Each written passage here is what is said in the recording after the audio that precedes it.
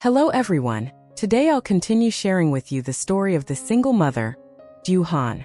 I hope you enjoy watching the video.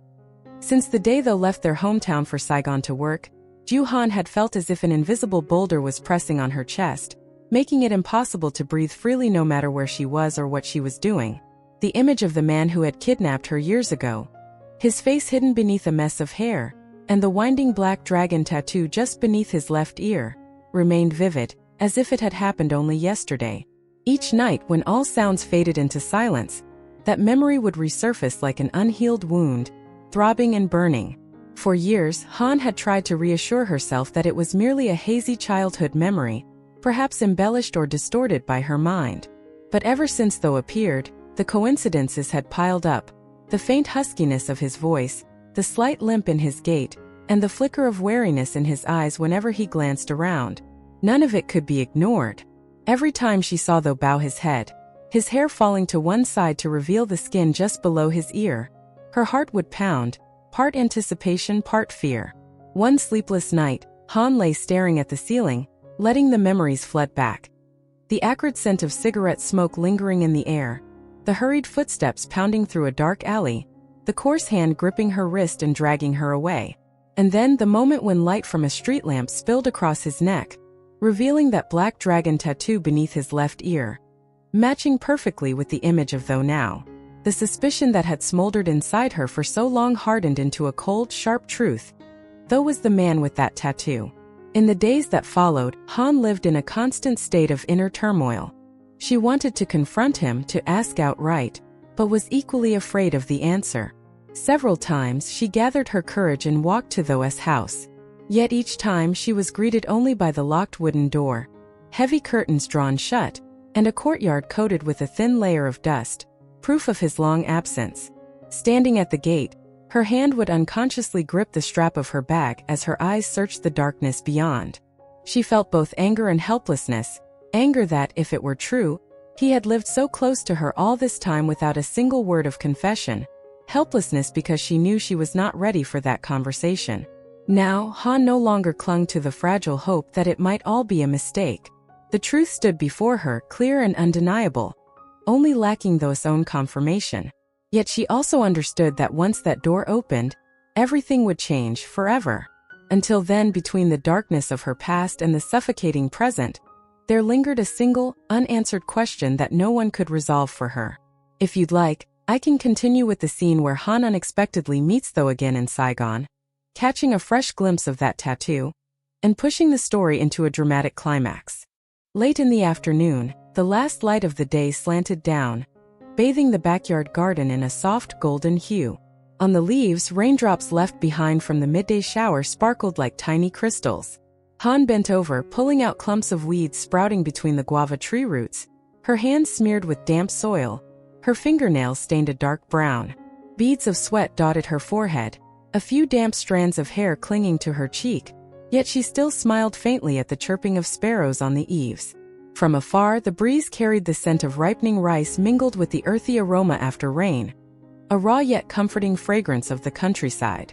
The clucking of hens from the neighboring coop blended with the creak of the hammock where Grandma was resting on the porch, creating a picture of tranquility that seemed untouchable. But then, a strange sound tore through that peace. The heavy, urgent roar of a motorbike engine rumbled from the dirt road beyond the gate. At first, Han merely glanced over her shoulder, thinking it was just someone passing by. But almost immediately, her heartbeat skipped. The vehicle stopped right in front of the gate. The bamboo gate creaked open and two figures in dark jackets, hoods pulled low to conceal their faces, strode quickly inside. Their eyes were cold, their steps deliberate, carrying none of the casualness of a friendly visit. Everything happened too fast. One man grabbed her shoulder from behind, forcing her down, while the other clamped a rough, calloused hand over her mouth, the musty stench of old rubber gloves invading her nose. "Quick! Take her!" The deep, hoarse voice cut the air like a blade, each word sharp and commanding. Han thrashed, her legs kicking wildly, but she was held fast like a bird caught in a snare. One of her slippers flew off, tumbling among the vegetable rows, scattering dirt onto her skirt. From the porch, Grandma's voice called out, "Han, come in for dinner." But the words were swallowed by the engine's roar just beyond the fence. She was dragged toward the narrow path beside the garden, where a gray pickup truck stood waiting, its door flung open. The stench of gasoline and cold metal made her stomach churn. In that chaotic moment, as she was shoved into the back seat, her eyes swept the gap between two bamboo trunks by the roadside, and she saw him. A still figure, half hidden in the vehicle's exhaust fumes. Messy hair covered part of his face, his shoulder tilted in a faint limp, but Han recognized him instantly. The slanting sunlight caught the black dragon tattoo coiling beneath his left ear. Her heart clenched, though. The car door slammed shut, cutting off the outside world. The engine roared, tires spitting dirt and gravel, leaving behind the once serene garden now scattered with a lone slipper, grass, and clumps of soil. In the suffocating darkness of the truck's interior, Han's breaths came fast, her heartbeat pounding against her ribs. Terror welled up, but beneath it, a fierce flame of anger began to burn. She knew that this time, though, was no longer hiding behind fleeting glances. He had struck openly, here on her own home ground, and Han was nothing more than prey, ripped from her safe nest and thrown straight into the wolf's den. The truck sped through winding dirt roads, gravel crunching under the tires, blending with the low growl of the engine. Han was wedged between two men, her wrists bound tightly with plastic ties that bit into her skin until they went numb. The air was thick with the stench of sweat and cigarette smoke, suffocating in the cramped space. She didn't know how long they had been driving before the vehicle turned onto a narrow path strewn with dry leaves. Tall bamboo lined both sides, their leaves rustling in the wind, shadows closing in from every direction. When the truck finally stopped, the door swung open and she was yanked out, her bare feet pressing against the biting cold of the earth. Before her stood an old wooden house with a rusted tin roof and shuttered windows. The smell of dampness and cigarette smoke seeped from within. She was shoved forward, stumbling over the threshold, nearly falling, but a rough hand clamped around her arm and hauled her upright. The room inside was dim, lit only by a single yellow bulb dangling from the ceiling. Its faint light spilled over a scratched wooden table, a few rickety chairs, and an armchair pushed into the corner. In that armchair sat, though, right leg crossed over his left knee, a half-burned cigarette resting between his fingers. The yellow light cast half his face in sharp relief. Disheveled hair, eyes dark and deep as a bottomless pit. When he tilted his head, the black dragon tattoo beneath his left ear came into full view. "Long time no see, Han," he said, his voice hoarse and low, stretching each word as if savoring the sound. She froze, her heart pounding, a storm of anger and confusion tightening in her chest. "Why?" Her voice was raw, her throat constricted. Though stubbed out the cigarette, rose and walked toward her. Each step thudded against the wooden floor, sinking with the frantic beat of her heart. He leaned in close, his breath warm with tobacco brushing her ear. "There are some things you think you've forgotten," he murmured. "But I haven't." Han clenched her bound hands, her nails digging into her skin until it burned. She knew this moment was a turning point. Either she would find a way to escape, or be dragged deeper into the snare Tho had laid for her. The room was deathly silent, broken only by the ticking of the wall clock and the first patter of rain against the corrugated roof. Tho stood directly in front of Han, his gaze both probing and savoring her confusion. From his coat pocket, he pulled out an old, weathered envelope, its edges yellowed with age. He tossed it onto the table. The dry slap of paper on wood made Han flinch. "Do you remember this?" Han looked down to see a faded photograph inside. A 12-year-old girl standing at the mouth of a narrow alley, her eyes wide with fear, staring straight into the camera. Her chest tightened. It was that day. 10 years ago. Tho spoke slowly. "I took a job I should never have accepted. But back then I needed money. More than you could imagine." Han swallowed hard, her voice trembling. "Money for what?" Tho gave a thin smile, though his eyes glinted with cold steel. "To save a life. But that life, no one remembers owing me for it. They only remember you. And you became the perfect excuse to push me to the bottom." He stepped closer, tilting her chin up so she had no choice but to meet his eyes. "I'm taking you again. Not just for that old debt. Someone is willing to pay a very high price to make you disappear once more." Blood pounded in her temples. Fear began to give way to fury. "Who?" She ground out each word. Tho's lips curved faintly, but he didn't answer. He turned away, signaling to the two men in the room. "Tie her up. We have a long way to go tonight." Outside, the rain began to pour, thunder rolling like an omen of a storm brewing, not just in the sky but in Han's fate. Night fell, the sky pitch black, rain hammering the tin roof with a relentless drumming. Two men dragged Han outside, a flimsy raincoat thrown over her head doing nothing to keep the icy water from streaming down her neck. Her hands, still bound, were cinched even tighter, the plastic cutting deeper into her wrists. A gray pickup waited under the shadow of a giant tropical almond tree, its headlights casting a dull yellow beam through the rain. She was shoved onto the back seat, one man pressed close, gripping her shoulder. Those sat in the passenger seat, smoking, his eyes flicking to the rearview mirror like a predator tracking prey. The truck tore into the night, tires hissing over the slick road. The air inside was heavy with dampness and stale smoke. With each jolt, Han shifted, inching her bound hands toward the sharp edge of the seat frame. The plastic tie scraped against the metal, fraying little by little. Suddenly, the blare of a truck horn roared from ahead, headlights flaring so bright the driver swerved sharply. The slight collision tossed Han to the side, and in that split second, snap! The ties gave way. She hid her freed hands under her clothes, heart pounding. Waiting for the next sharp turn, she slammed her shoulder hard into the man beside her. He stumbled and Han threw open the door. Wind and rain whipped in violently. "Grab her!" Though shout came from the front, but she had already leapt out, tumbling onto the cold, wet ground.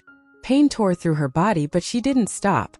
Scrambling to her feet, she bolted into the storm, crashing through roadside weeds, ignoring the thorns ripping her clothes and the mud sucking at her feet.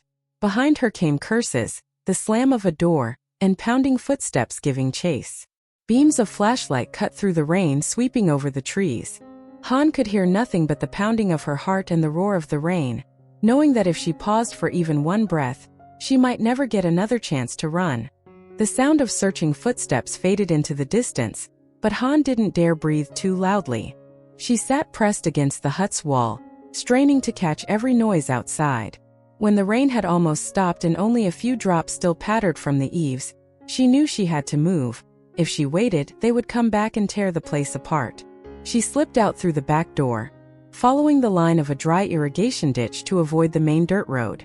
Mud sucked at her ankles, each step heavy but still lighter than the weight of being caught again. The moon was hidden behind thick clouds, and the only light came from the faint glow of distant village lamps. The night wind was bitter, slapping her cheeks, her soaked clothes clinging to her skin.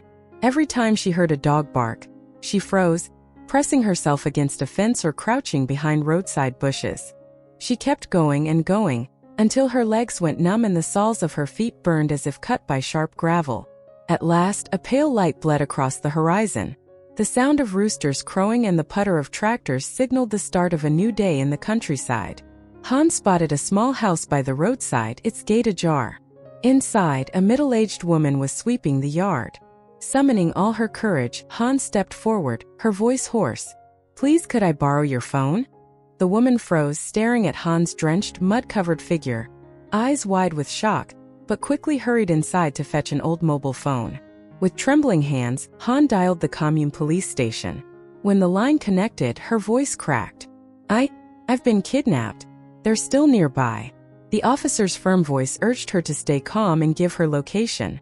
She glanced out at the dirt road, where the first rays of sunlight were touching the earth. But deep down she knew the chase wasn't over, and next time, it might be even more dangerous. Less than an hour later, the wail of police sirens broke the morning calm.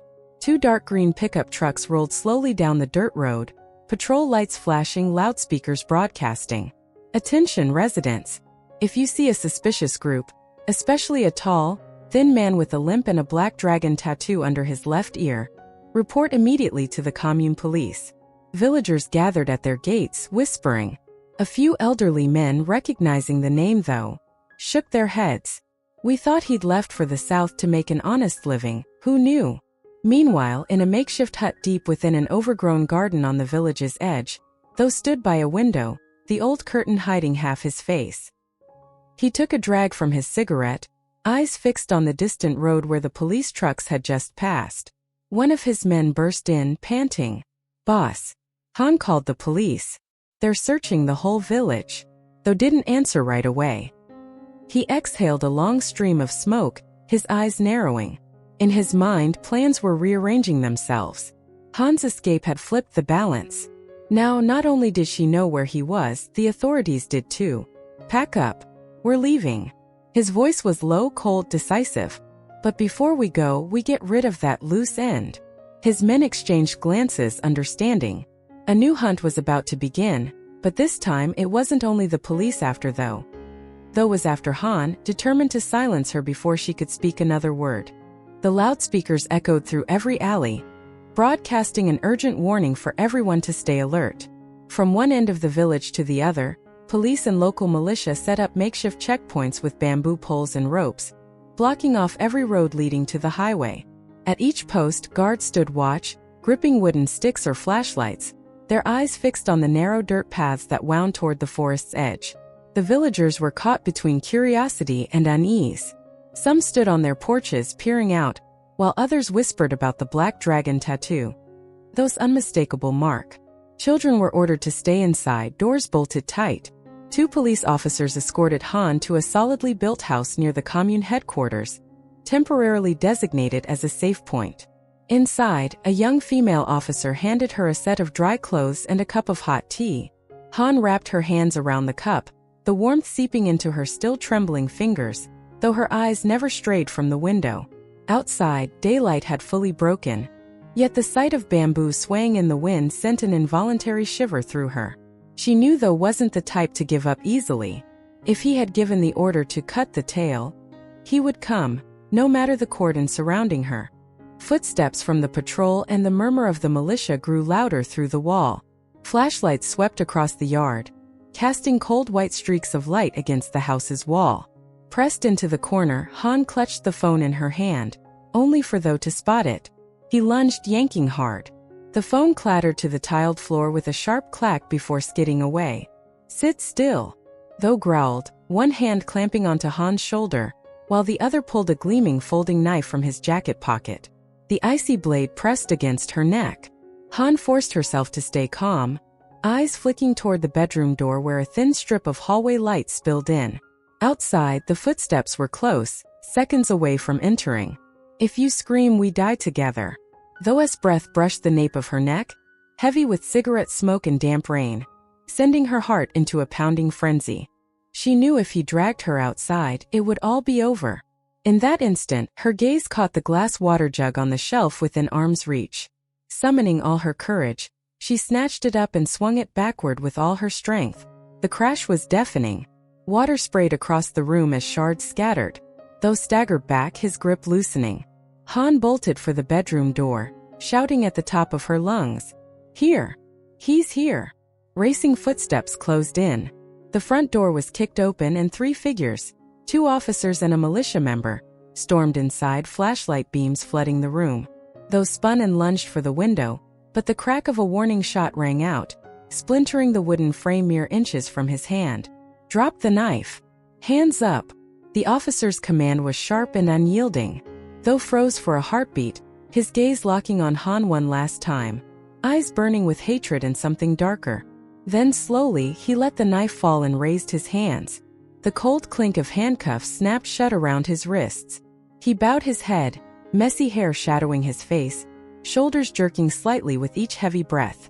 2 officers flanked him tightly, forcing him toward the door.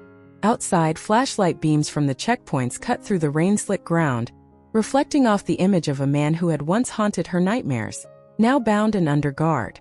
Inside, Han's hands still trembled, but her heartbeat was beginning to steady.